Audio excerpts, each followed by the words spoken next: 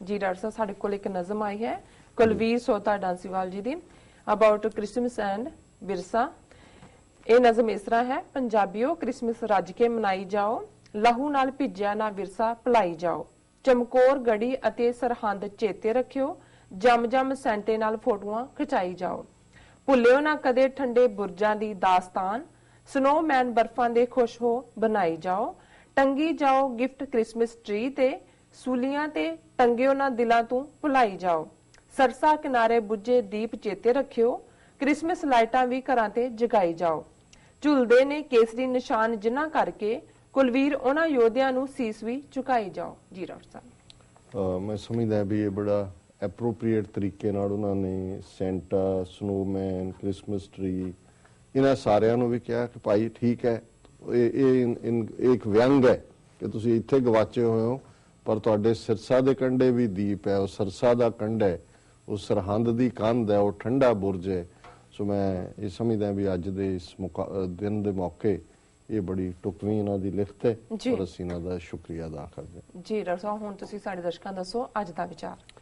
अज दे विचार लई असीं कुदरती क्योंकि जफरनामे दे उन्हां शेयरां ते पहुंचे हैं जिहड़े चमकौर दी गढ़ी दा ही जिक्र है जी और 5 शेयर 10वें पातशाह ने जिहड़े औरंगजेब नूं इहदे च 2-3 उहदी तारीफ दे ने और मैं कई वारी देखदा हां भी साडे नाल कोई कद्दा कमजोर गल कर जाए असीं ਉਹਨੂੰ माफ करन नूं तैयार नहीं हुंदे।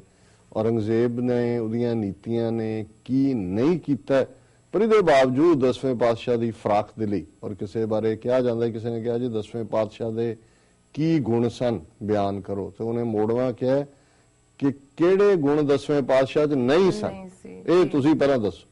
ਸੋ ਅਸੀਂ ਇਹਨਾਂ ਨੂੰ ਕਿਉਂਕਿ ਸਮਾਂ ਸੀਮਾ गुरु साहब लिखते ने शनासद हमी तू ना यजदा करीम ना खवाहद हमी तू बदौलत अजीम और अवतार सिंह आजाद ने ट्रांसलेट किया तैनू कदे पछाण सी ना ओ पाक खुदा ना इस दौलत वाल ही करनी उस निगाह अगर सद कुरान बाखुरदी कसम मरा बेतबारे ना ही जरे दम जेकर तू 100 वेर भी खावे कसम कुरान ਤਾਂ ਮੈਂ ਮੰਨਾ ਸੱਚ ਨਾ ਝੂਠ ਨਾ ਇਸ ਵਿੱਚ ਜਾਣ। ਉਹਨੇ ਕਿਹਾ ਤੂੰ ਪਹਿਲਾਂ ਵੀ ਵਾਅਦਾ ਖਿਲਾਫੀ ਕੀਤੀ ਹੈ ਹੁਣ ਤੂੰ 100 ਵੀ ਖਾਏ ਕਸਮਾਂ ਕੁਰਾਨ ਤੇ ਮੈਂ ਉਹਦੇ ਤੇ ਬਿਲਕੁਲ ਇਤਬਾਰ ਨਹੀਂ ਕਰਦਾ।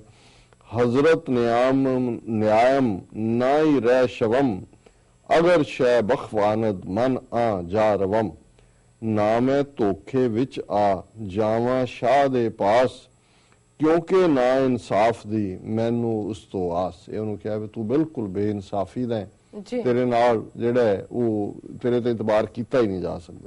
पर हुणे जिहड़े अगले 2 शेर ने ये उहदी तारीफ है ये उन्होंने कहा भी तेरी रूह माड़ी है तू किधर डिग्या होया है बेतबार है।